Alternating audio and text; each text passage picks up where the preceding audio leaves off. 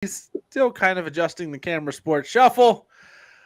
Camera Uh, shuffle. Hey, we survived that Thursday god awful game. As right before we hit the start button, I was talking about how the fact that that game has demonstrated a prime example, pun definitely intended, of why we need gambling and fantasy football because I, Amazon paid 80 freaking million bucks to broadcast that game. I'm sure you saw the Roger Sherman tweet afterwards saying that anybody who watched that game should get a month of free yeah. Amazon Prime. That was god awful. Wade Phillips tweets both teams should consider punting on first down. Uh, You know the game is bad when even Scott Hansen gets on it and says we need to cut to another game. It's the only yeah. People were sitting there going, can't we find out if Aaron Judge hit a homer or something? Like, this is crap. This is awful. Yeah, we will recap the worst game I've ever watched. Like, I've top seen some bad top games. top 14th for Rays and the Guardians. 0-0, top 14th. Um, There's been some bad games in the past, like the Dolphins Steelers game. There was a 3-0 game, but it was in horrendous rain where the punt stuck into the ground. It was entertaining for that reason. This is by far the worst clear weather game I have ever seen. I don't want to watch it. And on Thursday, when we covered this game, and I do my normal build-up where I'm like, you're going to do this player, you're going to play this player. My whole analysis of this game was, I don't like this game. And guess what? It was the most spot-on analysis of any game I have ever done.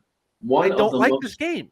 one of the most busted previews because I don't know how many articles out there was talking about the key to the Colts win is Jonathan Taylor. Um, Well, they won, and he was not a factor. yeah, This is normally where we go over like the stats of the game. I am flying Ryan Gokers along with, as always. Tempo Motor Mouth Joel Verone This is still normally where we trying to like recap. process what was the worst game quite possibly in the history of the National Football League. This is bad. I know the Patriots Rams Super Bowl a few years back with Jared Goff at the quarterback was really bad as well. But this one was just it was just so bad. I It think I was saw just somebody awful. where there was a tweet out there that they said that they recommend punting on first down. Yeah, Wade Phillips. Both teams should consider punting on first down. Normally we would say, hey, this guy did great, this guy did bad. Um, I mean, we had some. Alec Pierce looked really good for the Colts. Rookie wide receiver showed up, had some good play. Michael Pittman was serviceable in PPR. Melvin Gordon as well, serviceable in PPR. But end of list. Cortland Sutton, I guess, was decent. But odds are, if you were playing somebody in this game that wasn't the defense for either side or the kickers, honestly, you were probably pretty The disappointed with this best fantasy wise. And sound bite to sound up this game would definitely be the Hallelujah, holy bleep, where's the Tylenol? I got to say this.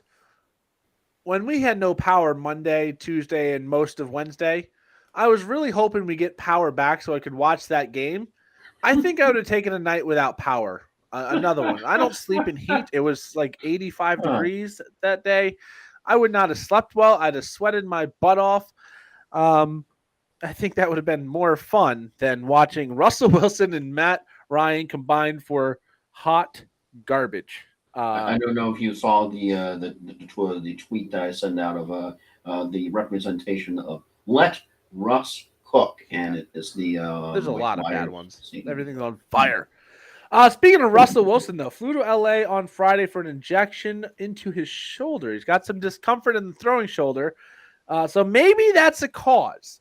If you're a Broncos fan, you're hoping, oh, he's not 100%. Of course he looks like trash. Ah, man. The Broncos fans leaving as overtime started because, like, I don't even care. We don't deserve to win this. We're bad. I don't care. That was priceless. God, just such an awful game. Worst game I can personally remember watching that wasn't in horrendous weather. Because yeah, I mean, when you had that crazy 49ers Bears game, I mean, you had the There's some weather entertaining was in the the weather. the weather was the excuse. I mean, you can but the poor play directly related to the weather. But in this game, that was in perfect weather conditions. That it was, absolutely pristine, at least as far as the weather goes. It was just You some couldn't have asked god-awful for a better football. night. That was how they opened it. Couldn't ask for a better night for football in Denver. 72 in clear skies. That is perfect. That is perfection. The Rays We've keep their been dome stadium at 72 degrees because it's perfection. we've been waiting all week for Thursday night. No. I mean, I guess at least nobody got concussed so bad that their fingers spasmed like they were throwing up gang Yeah, signs because on the midfield and going to even the hospital. So even that's a had positive. yeah, but you had Naheem Hines who was like wobbling around a little Third bit. play of the game got Just hit. going, crap, not again. Yeah, but he stood up. He was out immediately. Al Michaels just crapping on both teams by the end of that game. He was just insulting the game at the end of it. The commentator, Al Michaels, legendary Hall of Fame commentator, did the "Do you believe in miracles?" call, was just crapping on this game and both teams completely. Yeah, not a good situation when the commentators are so bored with your game, they're going to just crap on both teams.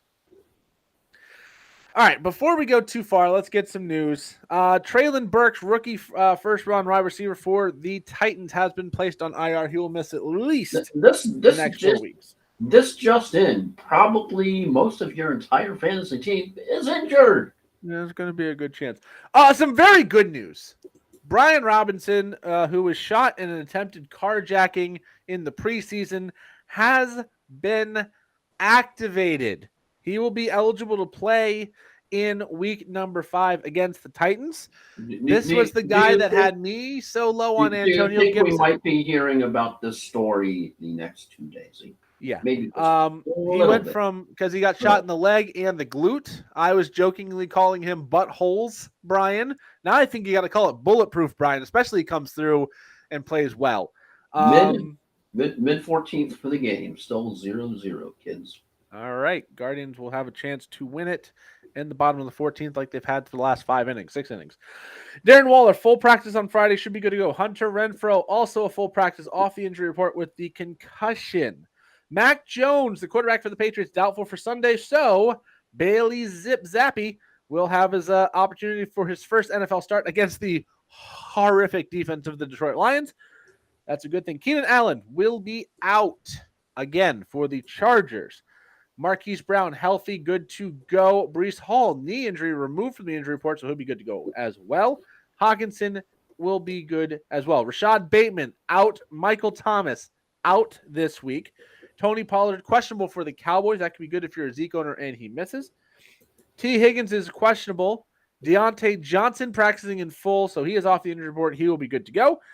Also off the injury report, Chris Godwin. So as a Bucs fan, I know you're liking that news. Russell Gage also healthier than he was expected to be. With the Bucs news, it's just been an absolutely horrific horror show this week. It started off with Cole Beasley freaking retiring.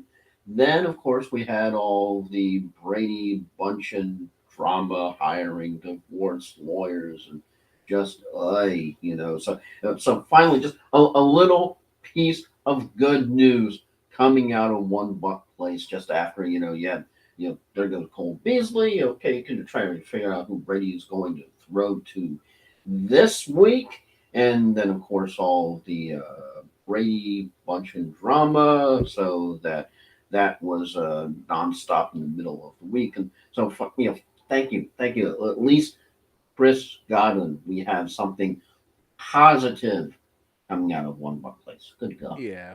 Tyreek Hill, quad injury, questionable for this weekend's game against the Jets. That's not great. Naheem Hines out with a concussion, as we mentioned. Optimistic that Jonathan Taylor will return in week number 6 for the Colts. They desperately need it. Dawson Knox and Jake Kumerow, Jamison Crowder all out this week for the Bills. Amon-Ra St. Brown back to practice, has a chance to play over the weekend. And one tight end, Kyle Pitts, one of the biggest bust candidates so far this season. Once again, ruled out for week 5. When it's not really been a good week, I think, or year. If you look, how many tight ends are ruled out? Kyle Pitts, Dawson It's bad. Knox, Bad. Cameron Brate Cameron for Brate. the Bucks, and Yep. so even Logan Thomas is Iffy. questionable for Week 5. And when you're looking at tight end play for fantasy, pretty much who's dependable? This T.J. Tyler Hawkinson. Conklin. Sadly, I is mean, great. it, Johan Dotson also out for the Commanders, the Durs, over the weekend. So that is most of the news, if not all of it. There might be one or two things I haven't gotten, but yeah, that's where we're at. So let's see. Yep, that's all of it. So you mentioned tight ends. So let's go quickly into half point PPR scoring. I just want to kind of run down how the tight end position is actually doing this year because it's been horrific. All right, so top 3 players, the only 3 with more than 55 points in half PPR scoring. Kelsey, Mark Andrews, TJ Hawkinson. Those all have 55 or more points. Kelsey was 65.3, Andrews was 56.3, Hawkinson just over 55. Then 4 and 5 in the low 40s, Ertz with 43-1, Everett with 31-1, and then it just falls off from there. So Goddard, Higbee, Freiermuth, Disley, Conklin, Njoku, Darren Waller right now tied for 11th with 31.5 points. But it's just been real bad at the tight end position. Kyle Pitts, 20 points on the year, half point PPR, 21st overall. Dawson Knox, 25th, tied with Mike Gesicki. So it's been pretty bad. There's been some names you were hoping for better. And by the way, George Kittle is still not here. We're in the 46th, but he did miss some time. Albert Aguabanam, Dalton Schultz, people we thought were going to be good, are not showing up. People you should have went out and got. Gerald Everett, who was right now the tight end 5, 41 points. Higbee's been good. Will Disley, 35.6 for Will Disley. Tyler Conklin, 33.7. And Mo Ali Cox with a huge week 3. Don't chase it because he was bad in week 4. Could you just imagine, Klein? Could you imagine some force at, not me, but with this combination of quarterbacks starting, Russell Wilson, backup Baker Mayfield. Could you imagine just the amount of hurt that fantasy player would be in? That's not me and any other my teams, but I was just imagining that doomsday combination. You know, there's people in Superflex that have Dak Prescott and Russell Wilson, and they're just like, oh man, I'm good, and they're not. They're just terrible. Also, people with Brady and Rodgers probably feel about the same way. It's just not been good. Those of us who have Herbert and Allen, I think we're doing all right. Oh, yeah. So we need to cleanse the palate. It's been very, very bad football this week so far. So we're going to look ahead to week number 5. We do have another London game this week that we'll cover here shortly. In the last full week of games. What do you think about the report of Roger Goodell touting a possible London division? Not going to happen. Not going to happen.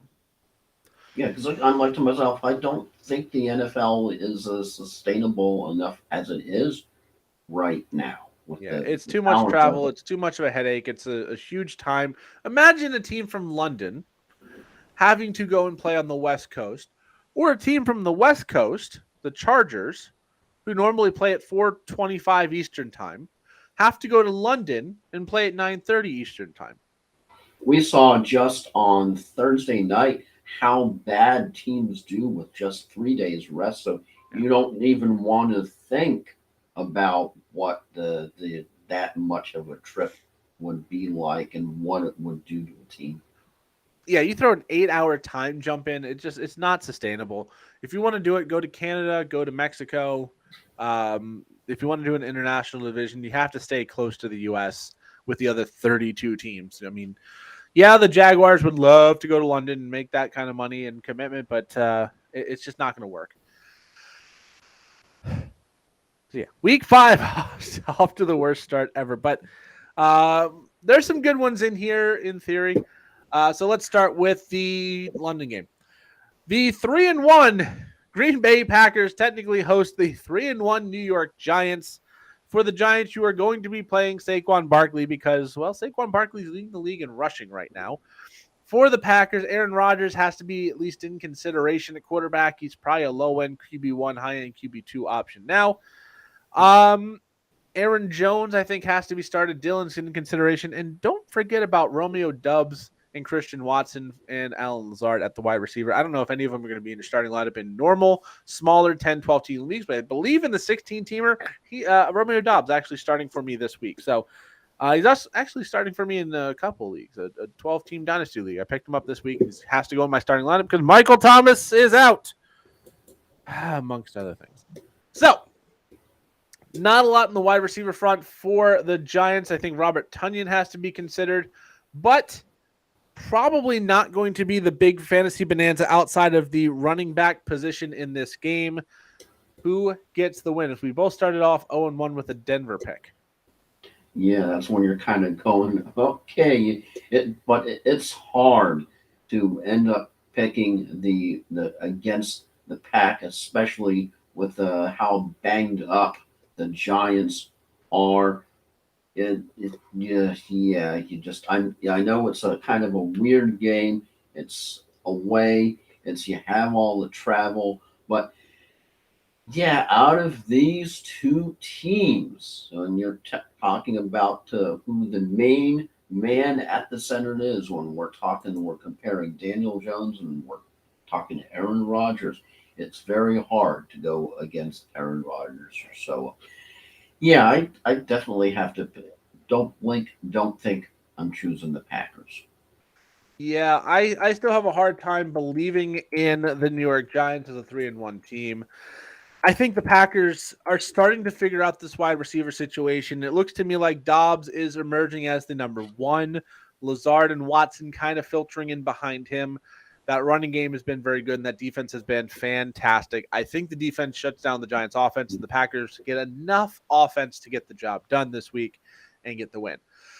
Next up is Kenny Pickett's first start, and he's in for a rough day, I think, with the Buffalo defense, the number one defense in football. Pittsburgh goes to Buffalo to play the Bills. For the Bills, Stephon Diggs, Gabe Davis, Devin Singletary's been great. Obviously, Josh Allen's going to be in your lineup. No Dawson Knox, so don't worry about that. Even Isaiah McKenzie is on the fringe here. For Pittsburgh, I think it begins and ends with Najee Harris. You might have a shot with George Pickens, who seemed to be Kenny Pickett's favorite target last week. Down the line, stash him. If you can pick him up and hold on to him for a couple weeks, see how that goes. George Pickens is a good option. And Deontay Johnson has been okay. He's at least going to be in that wide receiver 3 or flex consideration. So I would not play Kenny Pickett against this defense. I think it's going to be a long day for Pittsburgh. I've got Buffalo winning this game. It's one of the, I think 14.5 is the point spread right now in favor of Buffalo. Joel, who do you got? Oh, yeah, because with this one, it's sort of a no-brainer because you're thinking about you got to change the field marshal for the Pittsburgh Steelers. What a game to start with that. Oh, yeah, you're going to take over from Mitchell Trubisky, and you've got the Buffalo Bills that soon you're going up against. So it's even though Buffalo has injuries all over, I think they've got enough. And one could say the spot is a little bit on terrible side for Buffalo, but yeah, you're just looking at both of those offenses, both of those defenses. It's very, very hard when you're talking Josh Allen and you're talking Pickett. You go, okay, I'm weighing both, and I'm finding very, very hard to swallow the Steelers at all. So I gotta go the Bills. It's very hard to even pick the Steelers. I think ATS. Yeah, I against the spread, they're getting too many points. So if it was against the spread, I might actually lean Pittsburgh, but straight up, like we're picking, I don't see it happening. Buffalo had a tough loss to Miami, and then a gritty comeback against Baltimore and some rainy. Actually, the remnants of Ian was what they were playing in. I just can't see Buffalo stubbing their toe against such a bad opponent. I said earlier this season, I'm not picking against Buffalo unless they're outclassed, and that's not going to happen very often. So they're not outclassed today. I'm taking Buffalo as well. Yeah, when you're having Pittsburgh ranked 27th, I mean that's not exactly confidence inspiring there. It's not great. All right, next up, the Los Angeles Chargers go to Cleveland to play the Browns. Both of these teams have been surprising in their own rights. Chargers for not being better, and the Browns for being pretty decent. 2-2 for both of these teams. For the Chargers, you're going to be playing Mike Williams. You're going to be playing Justin Herbert. You're going to be playing Austin Eckler and Gerald Everett for sure if they are all playing. Josh Palmer has consideration at the wide receiver spot for the Chargers as well. For the Browns, Nick Chubb definitely going to be in your lineup. Even Kareem Hunt could get some play in this one. And then Amari Cooper, I think, has to be in your lineup at this point. And David Njoku's been a very nice surprise at the tight end position. There's possibly some hope for Donovan Peoples-Jones as well, but I think that's kind of a desperation DFS style of play. Both of these teams are 2-2. The Chargers can lose to anybody. The Browns have showed up better than expected. What happens here? As the question is, which team is Jekyll and Hyde more? I tend to think that's the Browns. So I know you tend to always question the Los Angeles Chargers and whether or not Justin Herbert is going to have a good day. Is he going to have a bad day? Because when he's good, he is unbelievable. But when they can stick up the joint, they can have one of those games that just absolutely leave your head scratching, fantasy-wise and reality-wise. But when it comes here, I think it's going to be the Browns that actually have the WTF day and not the Chargers. So when we're looking at both of these teams, both 2-2, both one of them looking to right the ship and get this course and the season going in the right direction, I think out of these two teams, the Chargers have the better chance of doing that this week than the Browns, because the Browns may have the better running game when we're talking Chubb, when we're talking Hunt as opposed to Eckler. But when we're talking quarterbacks, it's definitely you have to look at Herbert, even if he's dealing with his issues. So I got to go for the Chargers. Yeah, the Chargers got Austin Eckler going last week. Justin Herbert is the better quarterback in this matchup. I'm going to trust the Chargers offense a little bit more than the Browns offense, even though the Chargers defense has been disappointing and they, lost a 38-10 game in Jacksonville. So this one could obviously go either way, but I am going to also take the Chargers. It's a team I trust the talent more. And yeah, either one of these teams could stub their toe. So I'm going to take the team that's more talented and hope that comes through. Next up, Houston at Jacksonville. Jacksonville 2-2 put a pretty good fight into the Eagles, even with 5 turnovers from Trevor Lawrence. Houston is playing horseshoes, close but no cigar. So far, 0-3-1, but it's been competitive in all 3 games. Jacksonville, with a win, will maintain first place in the AFC South regardless of what happens, which is something in week 5 I don't think people are going to be saying. So fantasy-wise, Dameon Pierce went off last week. Yes, he had a 75-yard touchdown run, but even outside of that, 13 for 70 is a pretty good run. Then Brandon Cooks is about it for Houston. For Jacksonville, Christian Kirk has been very, very good. James Robinson has been very good. And I kind of think Trevor Lawrence is going to be a good option. I don't see anybody really playing him unless it's a super flex or deep league, but I think he's going to be very good this week against Houston. He could be a risky streaming play. Joel, who do you got here?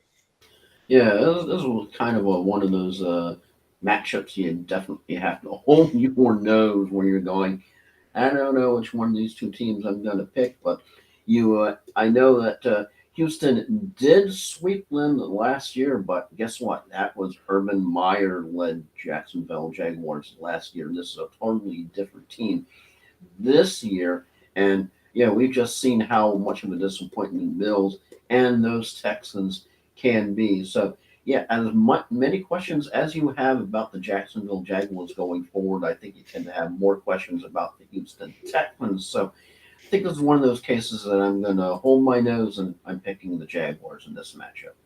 I think Jacksonville's a pretty solid team. 29-21 loss to the Eagles was nothing to be ashamed of, especially with how badly they played in the weather.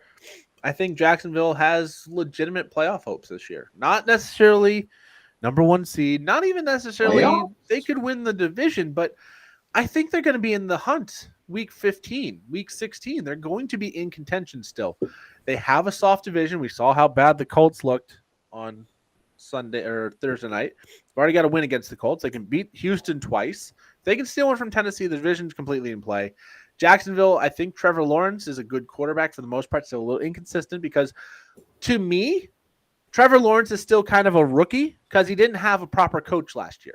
He's still learning the NFL game because he had a college idiot coach in Urban Meyer last year. Doug Peterson will get in his ear. He will coach him up. He's still playing rookie level inconsistency. When he's great, he's going to be great. When he's bad, he's going to be bad. But against a team like Houston, this is a good opportunity for him to come out, have a big game. Again, I think he's a risky streaming option that has a huge upside potential against this bad Houston defense. And I think Jacksonville wins this pretty easily, especially in Jacksonville terms of pretty easily. All right, next up. I can't believe I'm saying this. Bottom 15th, still 0-0, kids. Bottom of the 15th. If the Rays lose, their season is over. If the Rays win, there's a game 3 tomorrow, or is that Sunday Yeah, I or believe. Monday? Yeah, tomorrow or Monday, one of the two. It's one of those two. Chicago at Minnesota. Chicago 2-2, Minnesota 3-1. For Chicago, you're not playing anybody outside of whoever the starting running back is. David Montgomery is going to be questionable. He has a knee ankle injury. He was day-to-day. He did return to practice in a limited fashion. If he starts, you're going to play him. If he doesn't start, you want Khalil Herbert. Outside of that, don't touch Chicago assets, period. There's no passing game for Chicago. It's all on the ground. For Minnesota, Dalvin Cook's been not great this year. Let's just call it what it is. He's been bad. He's been, I think, RB25 in PPR scoring. This is a get-right opportunity for him. Adam Thielen has a potential. Obviously, you're playing Justin Jefferson. Kirk Cousins has an opportunity here as well. So I think there's enough fantasy options on the Minnesota side. But again, running back only for Chicago. Chicago with a win would be 3-2 and could find themselves, depending on how Green Bay fares, in a three-way tie for first at 3-2 with a win. If they lose, Green Bay and Minnesota win, it starts to separate the top two teams from the bottom two teams, Chicago and Detroit being the bottom two teams, even though Detroit's been a lot better this year. Who do you got here? I don't know how you pick Chicago. Yeah, that's kind of a hard one when you think about it. Three things for this game. Number one, Chicago overrated with win over San Francisco was in a large rainstorm. Number two, San Francisco completely outplayed Chicago in that game. And number three thing, most important, Cousins is back in 1 p.m. Eastern Standard Start Time, where he That's a tends sweet to spot. do the best, both normal, straight up, and ATS. So for those three reasons, I am definitely picking the Vikings because, as you said, it's very hard having any confidence in the Bears. Yeah, a season high 11 completions last week for the Bears. 64 points scored. It's one. Let's see. Are they the lowest scoring team in football? I think they might be. That's not the Panthers. No, the Bears 64 points. There's, Now, that there's being somebody said, worse than the Panthers, kids. oh, there's several teams worse than the Panthers. The Panthers have scored 78. They're outscoring about 15 teams. 1, 2, 3, 4, 5, 6, 7, 8, 9, 10, 11, 12, 13, 14, 15. They're 16th in scoring.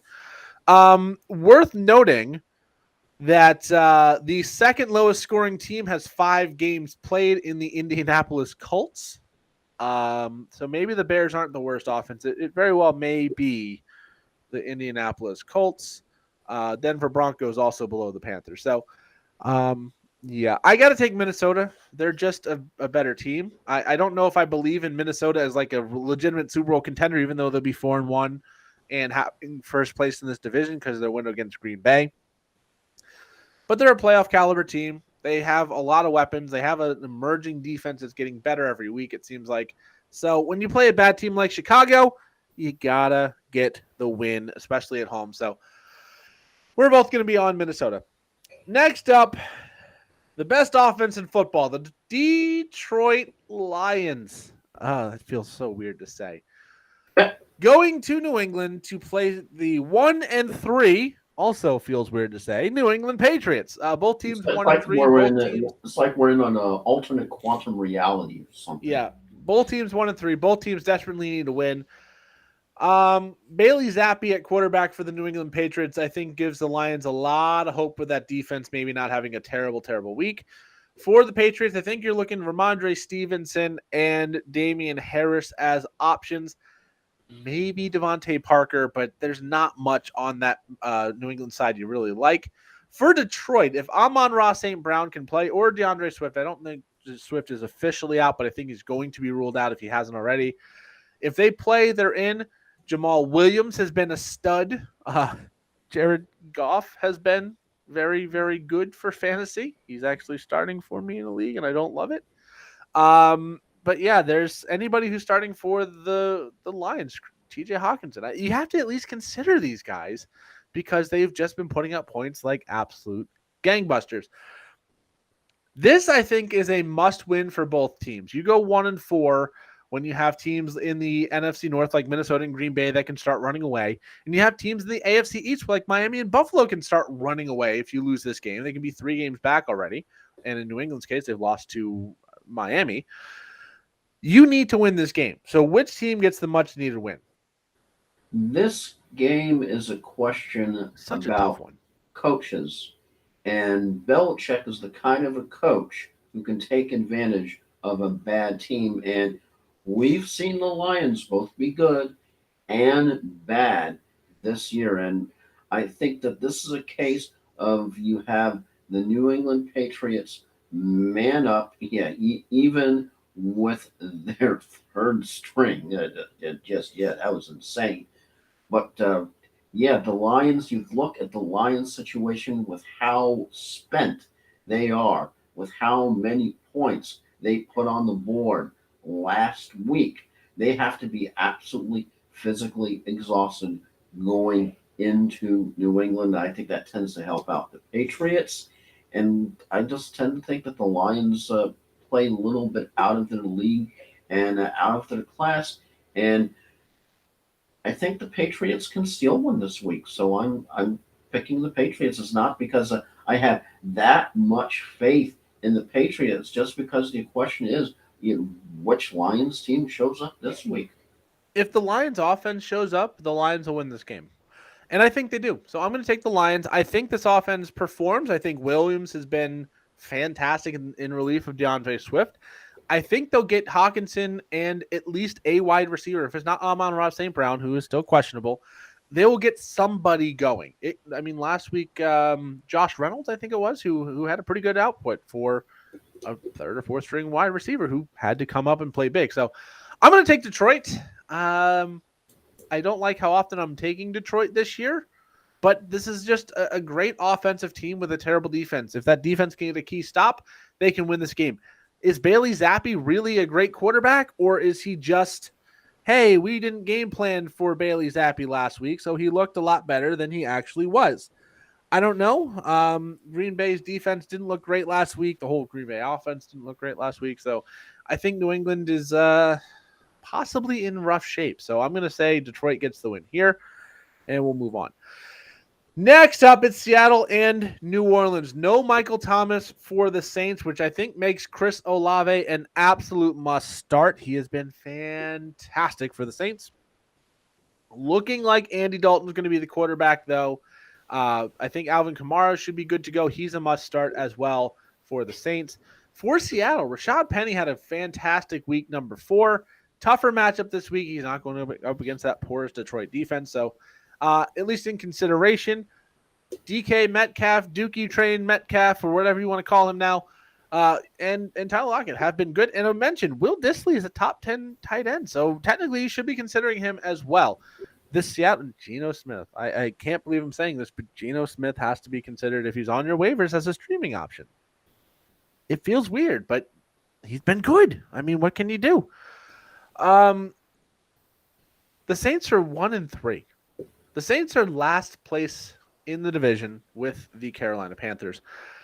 Seattle is in a four-way tie for first at 2-2. So big game for both teams. And again, Tampa Bay is playing Atlanta for that. We'll get to that game here in a couple minutes. Winner of that game is going to be 3-2. You lose this, you go 2 games back, especially if you've already lost to one of those teams. Not a great look for the Saints. So big game for both sides. Who gets the win? I'm going with the New Orleans Saints just because of the urgency that is needed for them to still have any hope of any kind of season moving ahead. If they don't get the win here, it's not quite stick up for it, but pretty damn close. So it's put up or shut up time. If they can't get the win here, it's just I don't know what prospects you have going forward for their destiny. Even think of anything playoffs? Are you kidding me? Playoffs? So yeah, they need a dub. They need it in the worst way. It doesn't matter who's starting. It doesn't matter who's at quarterback. Doesn't matter who they have to plug in there. They need the dub. So I'm picking the Saints to somehow come out of this game with the win. Don't ask me how, but somehow. I think I believe in Geno Smith. I don't like it. I, I mean, he's been so good. He's got the highest passing or I, completion percentage through the first 4 games in NFL history. He's got this team that everybody thought was going to be a doormat competing for that number 1 overall pick. I think I had them as the team with the number 1 overall pick, and they're now 2-2 in a tie. What should be a fairly difficult division. I'm hey, going to take Seattle. we are talking about the gentleman who did say they wrote me off, and I didn't write back. Yeah, I mean, Geno Smith has just looked so good. The Saints have looked wildly inconsistent through 4 weeks. The Seattle defense, other than last week, hasn't looked that bad. Yeah, I know. I'm holding my nose with the Saints pick just because I have just that little bit more Yeah. faith in their urgency that they need the win as opposed to having belief in the I Seahawks. think what it is I believe in Geno Smith, Rashad Penny, and the weapons around Geno Smith and Metcalf and Lockett more than I believe in the weapons around what's probably going to be Andy Dalton. It's going to be Chris Olave and Alvin Kamara, and I think Seattle gets it done. It's gross. This one could very easily go either way, but I just have this gut feeling Seattle takes this one down. All right, next up, Teddy Bridgewater starting for the Dolphins in week number 5 as they go to play the New York Jets. Tyreek Hill is on the injury report. I believe he's going to play. I don't think I don't think he's ever missed a game without like a semi-serious injury. So a little quad strain. I think he's going to work his way through. Jalen Waddle. Both of them, if they're in the game or in your starting lineup, don't mess with Teddy Bridgewater. Teddy Two Gloves is not a streaming option. He is not on the radar. Raheem Mostert and Chase Edmonds, I guess, are possibly flex worthy, or if you really are desperate at running back, you can go with both of them. For the Jets, Corey Davis, wide receiver 25 on the season. People don't think about that because they talk about Garrett Wilson, they talk about Elijah Moore, but Corey Davis has been very good, so keep that in mind. Garrett Wilson, I think, is going to be in your starting lineup. Elijah Moore's been disappointing, but Corey Davis might have snuck in, and Breece Hall and Tyler Conklin, at least in the conversation as well. I think Breece Hall is set to explode. If you can get him in the Dynasty League, this might be the last week to do it. Or I mean, Miami's not great against the run, but not terrible. Miami is 3-1. They are right now the number 1 seed in the AFC and have the tiebreaker over Buffalo. So winning this game, if Buffalo wins, which we both picked them to do, is a big deal for Miami. The Jets, a surprising 2-2, could eke to 3-3 or 3-2, and be with shouting distance of first place in that division. So a big game for both teams. Who gets this one? With this question, everything is big with Teddy Bridgewater coming in for Tua. I think he gets the job done. If it were another team, that's when you could definitely question because it's the Jets. So that's big. I think the Dolphins, even with the change in quarterback, yeah, Mike McDonald, they can change the game plan up real nice. So you have all of those factors.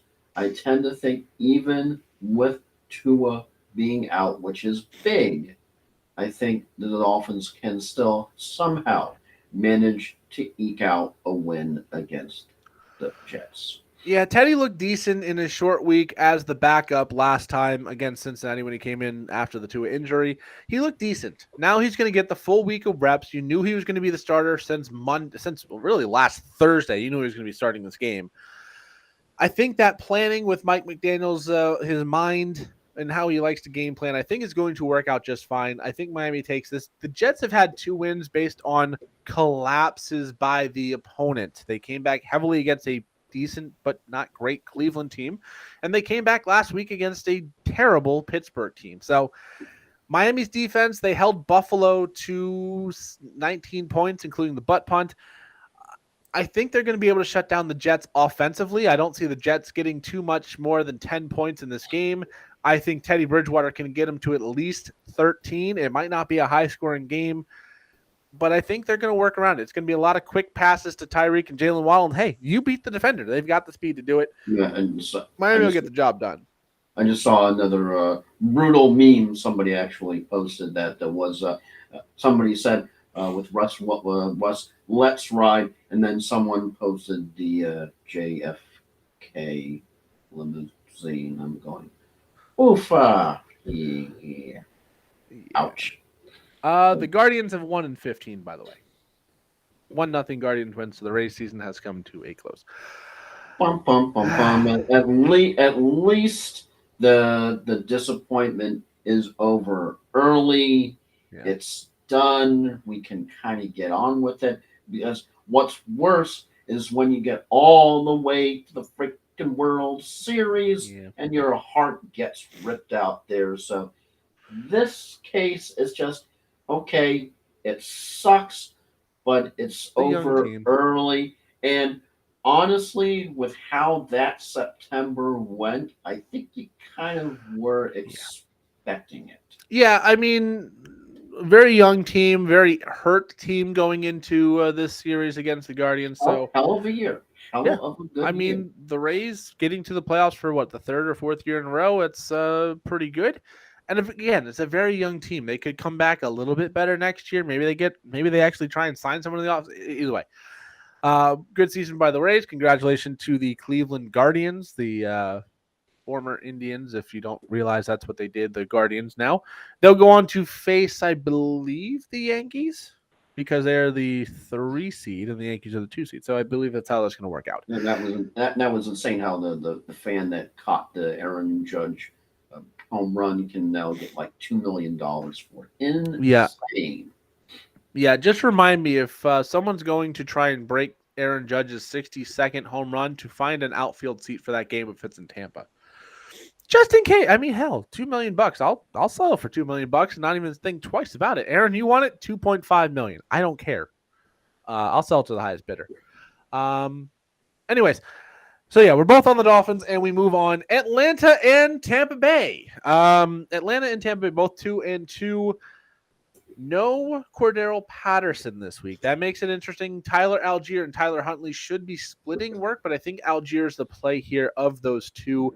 They might both be back. As I said earlier, probably your entire freaking fantasy team is injured. Yeah, I have Cordero Patterson in the league where I'm 3-1, but it's also a league I've got Henry, Sanders, and Clyde Edwards-Helaire and A.J. Dillon, so I'm all right for right now. I think Kyle Pitts is having such a good year, right? Kyle Pitts has been bad. No Pitts.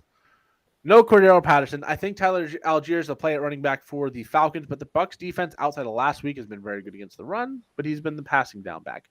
Drake London has been the best player on the Falcons offensive side of the thing, so you can play him again this week.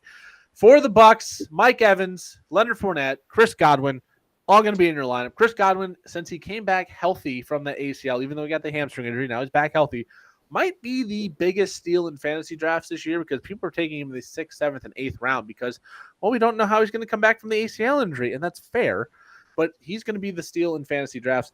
No Cameron Brate. Ignore the tight end position in this game. Tom Brady, if he can't get it done this week against this Atlanta defense, I think it's time to pull the plug on fantasy option Tom Brady. They could win this game 15 or 17 to 15, 17-14, and Tom Brady gets the win. They're first place in the division, and Bucs fans can go, hey, we got a chance to the playoffs again. We can win it. I think fantasy managers go, all right, I'm out. I'm out on Brady. I know if you have him in Dynasty, you are desperately trying to trade him off, and nobody's biting because I've had them offered to me multiple times. Not going to happen. This is a huge game. Atlanta could be in first place through 5 weeks of the season with a win. The question is, do they pull that off, or are the preseason favorite Buccaneers going to say, no, it's still our division? We can't start off like we did with the opening kickoff fumble like we did last week. And there's no shame in losing to the Chiefs, especially after all the Ian getting out of town. There's no shame losing to the Chiefs. Yeah, but it wasn't a good start. Yeah, because that was just, it was just absolutely a rough situation that you knew they were not going to do well when they had a practice in Miami, when you had the entire team, all of their families moved because of the storm, because of Ian, because of all of the absolute insanity, because of the hurricane. I think we can just write off that game as an Ian game, just sort of tuck it away. It's done. It's over with. And now you have a chance against the Falcons. You've got Godwin coming back. Brake's retired, but so you have some more firepower. You have a chance against the perfect opponent in the Falcons that have Kleenex, worse than a Kleenex defense. So if the Bucs can't get the win here, they're going to be in big, humongous trouble. We need the dub. We need to right the ship. Brady sort of needs to go forward, especially with all his personal drama that's been going on the side. We need a win in the worst way possible this week, and I think the Bucs can get it done. It's against a very winnable opponent in the Falcons. So yeah, if they can't get a win here, Bucs are going to be in big trouble. The alarm bells will start sounding in Tampa Bay if they lose this game, fall to 2-3, fall behind the Falcons. They could be tied with the Saints. They could be behind. They could be tied with Carolina in theory. Like it could be a three-way tie at 2-3 at the bottom of the division if things go a certain way this week. There's a part of me that wants to take Atlanta because there's something about this Tampa team I don't like. And maybe it's because Brady does not look like Tom Brady for the first time in his career. He looks distracted. He looks like he is not mentally 100% there. One throwing Surface tablets. He is the best ever at throwing those things, by the way. But he has not been himself. You know it's bad when the entire league sends out a referendum about the fact that if you break Surface tablets, there are going to be penalties, and I think that's the Brady rule now. Yeah, I just think they're going to be smart enough to let Leonard Fournette go crazy in this game. Rashad White could get some touches here. I think Tampa Bay wins, but there's that sneaking part of me that thinks Atlanta might just make this a better game than Tampa Bay fans are going to want to see. But I'm going to take the Bucs as well. All right, next up, Tennessee at Washington. Washington's real bad. Tennessee's been better the last couple weeks. Derrick Henry looks like he's back on a roll. He's going to be in your starting lineup. Robert Woods, the wide receiver for the Titans, I think with Treylon Burks has to at least be considered for Washington. This is possibly the last week you can start Antonio Gibson, and it might not be a great start. If Brian Robinson eats into his role at all of a sudden it's probably a three-way timeshare with him, McKissick, and Robinson, and he's just done. So this might be the last opportunity you have to start Antonio Gibson as they ease Brian Robinson back in. If you can go pick up Brian Robinson as a flyer off of waivers, do so now because he might become the starter next week. He might already be the starter. We don't know. But he's going to be an option going forward as well. Something to at least keep in your back of your mind. And without Johan Dotson, I think you got to have to go Terry McLaurin and Curtis Samuel as well if they're both playing. Logan Thomas, iffy, probably not your best bet, but the tight end position has been so bad it doesn't really matter. So, fantasy options not necessarily abound in this game outside of Henry, but Tennessee with a win gets the 3-2. Depending on the Jacksonville game, they could be outright first place after this week. Who gets the win? Yeah, it's hard to have any kind of confidence in the Commanders at all. Two key things. Number one, Wentz is the most sacked quarterback in the league. Number two, Tennessee pass rush is ranked third per PFF. You look at both of those things, you have to have a feeling that the Commanders, even with the return of Robinson, that will be the number one story going forward into the weekend. Even with his return, it's hard to not make a case for the Tennessee Titans, for Derrick Henry, and for that offense going forward. I just think Wentz is going to be in for an absolutely horrid, horrid day because everything is going to be about Robinson. But the main story of the day will be how horrible Wentz is, as that will be once again exposed. Got to go Tennessee. Yeah, I think it's going to be a long day for Carson Wentz. I have the Titans as well. I think pregame, the story will be Brian Robinson. Postgame is going to be the pass rush and the bad offensive line for the Commanders and the good pass rush for the Titans. Derrick Henry, though, I think gets it going. He's got a very good stretch of games here. So if you had him in fantasy or you were able to trade for him after week number 2, good days are ahead for Derrick Henry on the fantasy side. But I'm going to take the Titans in what should be a fairly cakewalk game for them, I believe. Next up, San Francisco at Carolina. I don't know what you do with George Kittle at this point. He is someone you drafted to play, but he hasn't showed up the 2 weeks. He's been healthy. He missed the first 2 weeks. The only surefire play on this Niners team seems like Deebo Samuel. Jeff Wilson's been good, not necessarily spectacular, but Deebo Samuel has been fantastic. You're going to play him. Obviously, I think Kittle's probably in your lineup just because the name is so good. For the Panthers, Christian McCaffrey, end of list. Fair? I think that's fair. Carolina looks like possibly the worst team in football. I think I would take Houston over Carolina right now because Houston's at least been competitive where Carolina looks completely lost. San Francisco's defense is top 5 in pretty much every metric out there, and Carolina's offense is terrible. So this seems like a very obvious, hey, we're going to take the Niners, but is there an upset brewing? It's very hard to have Hell any no. kind of confidence, any kind of freaking confidence in the Panthers at all, ATS or straight up, because Baker Mayfield has a 15.3 QBR through 4 games. That's out of 100, kids. Carolina, under Matt Rule, when allowing 17 or more points, lost 24 straight games. Let me say that one more time.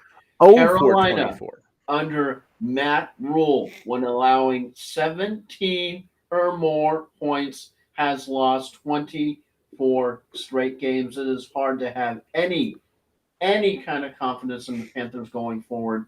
Yeah, so I think this might be Matt Rule's last game as head coach for the Carolina Panthers. I'm taking the Niners. We're both on the Niners. But if you're taking the Panthers, you're probably on something, kids. If you're taking the Panthers against the spread, maybe. I don't know what the spread is offhand. Maybe that's something you want to do, but I doubt it. I could see this being a very ugly defeat, and I think this is when Matt Rule finally loses his job, the first one to go. He right now is the betting favorite, or he was until Nathaniel Hackett's terrible Thursday night performance, but I think Matt Rule will be fired come Monday or Tuesday this week. But we're both on the Niners here. And we move on. The last undefeated team is the Philadelphia Eagles at 4-0. They go to Arizona to play the Cardinals, who are 2-2, and they've been San Francisco is a 3-point favorite. That seems low. If you're taking Carolina with the points, you might as well take them straight up and get a better odds, honestly, at that point. I don't see that being a 3-point game. Anyways, Philadelphia 4-0 at Arizona 2-2. Jalen Hurts and Kyler Murray both going to be in your starting lineup. James Conner, Miles Sanders probably both in your lineup as well, along with A.J. Brown, Hollywood Brown, both in your lineup there. I think Brown for you. Yeah. Devontae Smith and Dallas Goddard are also on the radar. Goddard probably has to be started along with Zach Ertz. This actually has a lot of fantasy upside, not defenses necessarily, although the Philadelphia defense has been great this year. So I think there's a lot of good fantasy options in this one. This has the potential of being an absolute shootout style of game, a very exciting game to watch. Philadelphia has never won in this stadium in Arizona. They are 0-4 in Arizona in this current stadium where the Cardinals play. 4-0, last undefeated team. Do they survive week 5 unbeaten? Yeah, because you're talking Arizona ATS 2-9 last 11 home games. They've lost 7 in a row, Yeah. and it's hard making a case because they had a good week last week, Arizona, but we're talking it's an entirely different team when you're talking what those Eagles can do when that offensive firepower and output that Jalen Hurts and that offense can do. So yeah, as much as a case as you can make for okay, I think maybe the Arizona Cardinals can't. They're at home. Yeah, there's just something about the Philadelphia Eagles and how Eagles fly, and they're definitely flying this year. It's hard to make a case for them to come down grounded this weekend. As much confidence as one could have in the Arizona Cardinals, I just think I have that much more confidence in the Philadelphia Eagles. I just have this sneaking suspicion that Philadelphia is going to eventually get too high on their own supply. They're going to start believing the hype that they're this amazing, unbeatable team. And they had 2 weeks in a row where they scored 24 in the first half and didn't get a point in the second half. One of them against Minnesota, one of them against Washington. Washington's bad. Last week, they struggled with the Jaguars. I kind of think Philadelphia is a little inflated on their record because they've played Detroit, Washington, Jacksonville. Yes, the win over Minnesota was good, but it was prime time, and you got prime time Kirk Cousins. So I kind of think Arizona's going to win this game. I think the offense has started to look a little bit better in the last couple of weeks. The defense has calmed down. J.J. Watt's going to finally be back after everything that's happened to him the last few weeks and few years. He's going to be back. I think it's going to be a boost for this Arizona team. And frankly, this just seems like a very heavy year of parity. So for someone to go 5, 6, 7, 8, and 8-0, I just don't see this undefeated run lasting that long. So I'm going to say Arizona's the best team they've played. They struggled against Detroit. They struggled against the Jaguars. I think Arizona snake bites them in the desert, and we have no undefeated teams after this week. So I'm going to take the Cardinals there. All right, next up, quickly, Dallas at the Los Angeles Rams. You're going to play CeeDee Lamb. I don't like it, but you have to. You're going to play Zeke Elliott. And that might be end of list. Michael Gallup and Dalton Schultz, at least in consideration there. For the Rams, it's Cooper Kupp and Tyler Higbee in your lineup. Unfortunately, Cam Akers and Darrell Henderson and Matt Stafford have been disappointing. So unless you have no options, like I do in a Dynasty League where I have to play Cam Akers this week, you're probably going to want both of those guys on your bench and Matt Stafford not in your lineup. This, I think, is going to reek of a lower scoring game than expected. Cooper Kupp's probably the only one that's going to explode. So who do you got here? Yeah, because this is one that you tend to think of, okay, how much of a chance does Dallas have against the It would Rams? be Cooper Rush, by the way. And yeah, because Dak Prescott not quite back ready yet. Now, all that being said, you have a definite question of Stafford going forward. The Los Angeles Rams haven't exactly looked to be themselves, but I think this is a case of the Rams can right the ship against the Cowboys. For just some reason, the Cowboys have been playing out of their mind. They've been going insane, and you're trying to quantify how good they have been, and I think that come to a screeching halt this week against the Rams, who they're finding themselves, and it's just a case of all of a sudden Cooper Rush has had an amazing start, but all of a sudden I tend to think for some reason the Dallas Cowboys come crashing back to earth this week. I agree with you. I think the Rams are going to win this game. I think as soon as you start believing in Dallas, that's when they're going to let you down. I think people are starting to be like, Cooper Rush, quarterback controversy. He's the undefeated. Never. I think reality comes back in. People kind of people need to slow their roll. Yeah, I think this is going to be a lower scoring game but I think they'll get Higbee going. They might even have to get Allen Robinson going. I'm going to take the Rams as well. I don't trust Dallas. I never do. But once you start believing them, it seems like that's when they crap the bed, and people are starting to hype them up. So I think they're going to crap the bed. All right, Sunday Night Football, Cincinnati at Baltimore. This is arguably the best game of the week. Cincinnati looked very good in Week 4 against Miami. T. Higgins looked great. Jamar Chase had half the defense covering him, so he was quiet on Thursday, but he's still a stud player. Joe Mixon, I think, is primed to explode. This Baltimore defense is not good. They've blown 2 17 or more point leads late in games already in 4 weeks. So Cincinnati is going to score some points. In Baltimore, Joe Burrow is also going to be in the lineup. Baltimore, Lamar Jackson's been arguably the MVP of the NFL through the first 4 weeks. J.K. Dobbins looked like J.K. Dobbins of old before the injury last week against Buffalo, at least early on. No Rashad Bateman, so maybe Devin Duvernay gets a better opportunity. Mark Andrews is going to be in your lineup. So this one and the Monday Nighter both have some high-powered possibilities for offensive explosions. A lot of fantasy options. There's going to be a lot of games waiting on Sunday and Monday night to be determined. Both of these teams, 2-2.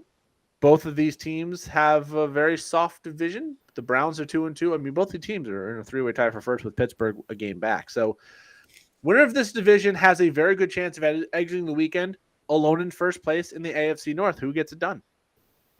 Yeah, because you're looking at Cincinnati coming in with a lot of questions at 2-2, despite only facing Trubisky, Rush, Flacco, and Bridgewater, and now they have to play Lamar Jackson. And in 6 starts against Cincinnati, Jackson is 5-1.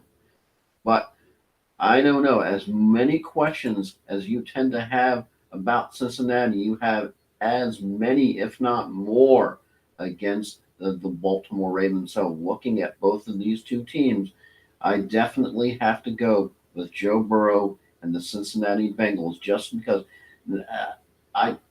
you just have to question some of those play calls with the Baltimore Ravens. And you're just going, what the heck is going on in Baltimore? As like I said, you have questions in Cincinnati, but you have so many more in Baltimore.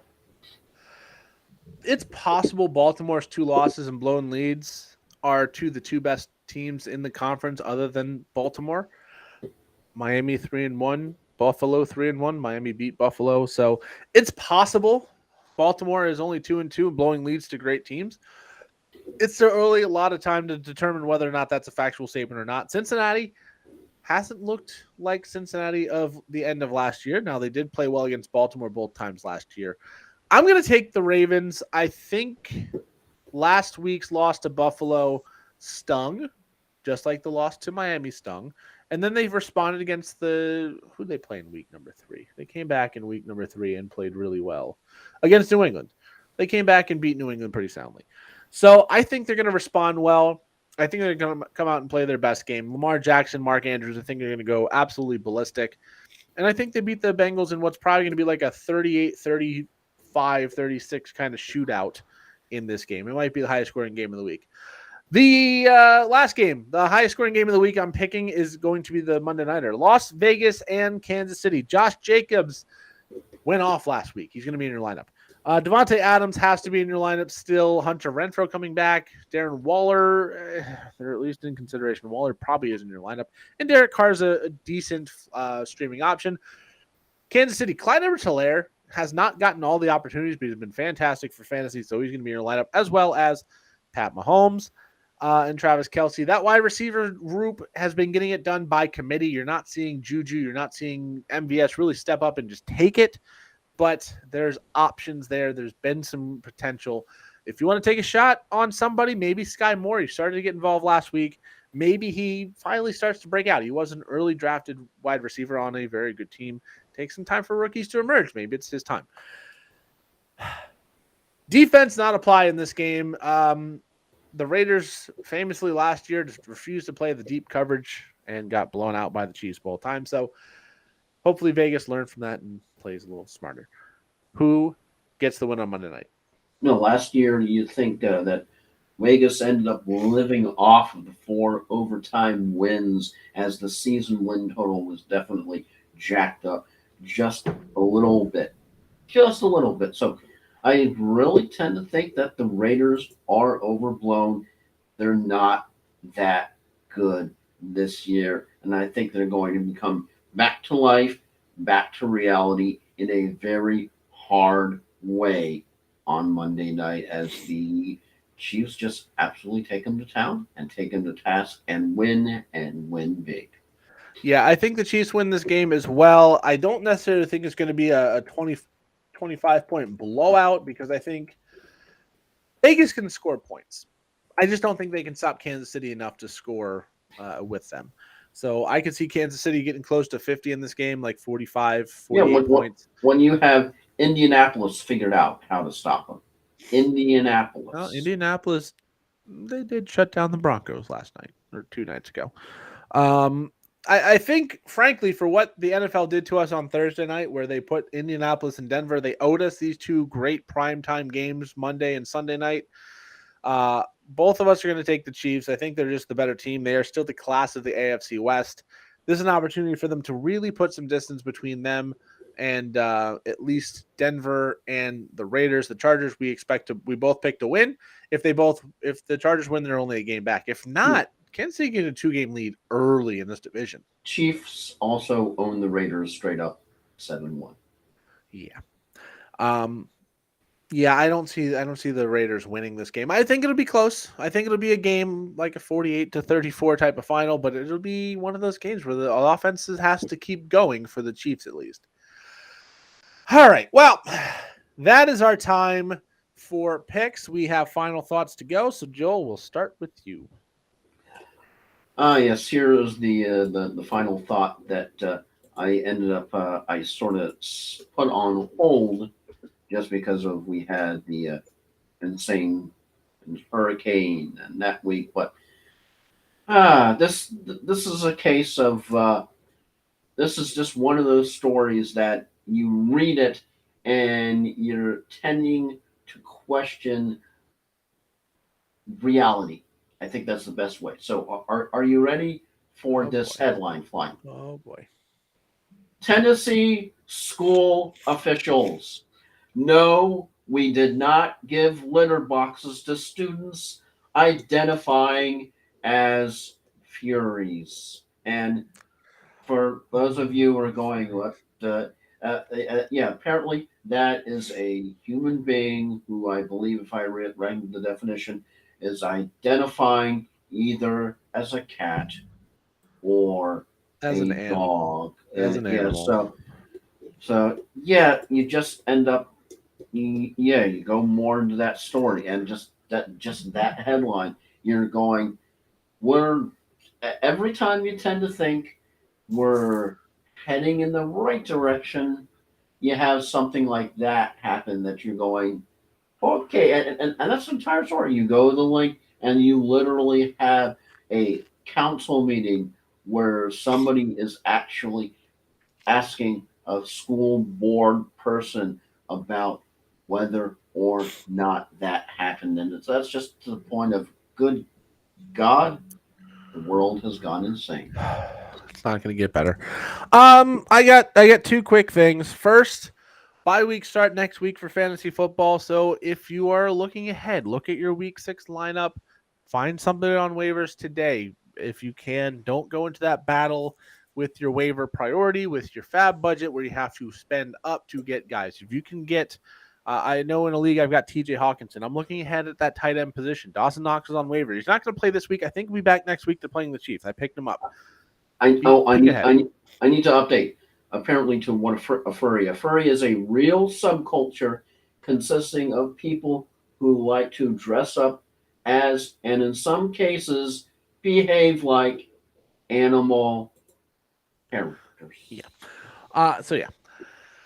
Go look ahead at the waivers. Grab somebody today or before kickoff tomorrow to fill bye weeks next week. This is where you want to be proactive. It's going to help you have a competitive edge over your opponents. So do that. Also, my last final thought is the NFL. You're a terrible, terrible group of people because you've put Denver on primetime games 3 of the first 5 weeks, and oh, by the way, they're the Monday Night Football game against the Chargers next week. I did look. There's only one more Denver primetime game after that, and hopefully by then the Broncos' offense doesn't look like hot You garbage. saw the meme of where the president is signing an executive order banning the Broncos from ever being on primetime again. I'm hoping that last primetime game is a Sunday Night Football game that can get flexed out. But yeah, we have at least one more week where Denver is going to be in a showcase game and poison our eyes. So hopefully you all have your Benadryl ready, or maybe you just get a drinking game out of it. How many times Russell Wilson misses the wide open receiver to win the game? How many times Nathaniel Hackett has to use a timeout because the play clock's about to expire? Yeah. How many times someone on the sideline glares at Russell Wilson like he is Satan? These are just some of the options. There's probably many, many more. At least you get the Chargers. That offense can probably cook a lot better than Russ can. So maybe you have at least some entertainment on that end, but I don't have high hopes for that game. But just your friendly reminder, you're going to have to watch Denver again next week. Yeah. Thank you, NFL, for your And of course, to even better than that, we have the Commanders and Bears. Commanders, Bears Thursday night, Yeah. Chargers, Even Broncos Monday Better night. than that coming up. Good God. Again, enjoy the primetime games this week. Bengals, Ravens, Raiders, Chiefs, both should be at least wildly entertaining comparatively. And then We've been waiting all week for the game to be over. I'll say this, though. No, that's not how the lyrics go. That Washington-Chicago game, there's almost no fantasy interest in that even. Like if Montgomery doesn't play, I don't think there's a single guy in that game I have on a roster. We've been waiting all week to stick our forks in our eyes. No, that's not how. No. All I know is the NFL needs to stop putting the DK Metcalf result of his cart ride on the prime time games. Please We've been stop waiting putting all that. week. We've been waiting all week to go take a poop. We've been waiting all week to fall asleep before halftime because that's what happened to most people on Thursday night. Anyways, that is our time. We've been waiting all week for the show to get over. Yeah, I mean that's kind of how it goes. We hope that our podcast has been more entertaining than Colts Broncos because frankly, we've been waiting all year for the Rays to lose. Crap, that sucked. Well, also NHL started up yesterday. The Sharks immediately got the first loss of the NHL season. They followed it up today with another loss. So they are 0-2 to start the season. And there was some kind of basketball fight or something. Yeah, or I don't other. care about basketball. So the Sharks start the season 0-2. Yep, going to be a long year for the Sharks fans. At least the Dolphins are good. And yeah, I've been flying Ryan Gilchrist along with Tampa Buttermouth, Joel Verlin. And with that, we go and enjoy the football on Sunday because the primetime games in Week 5 suck. 6.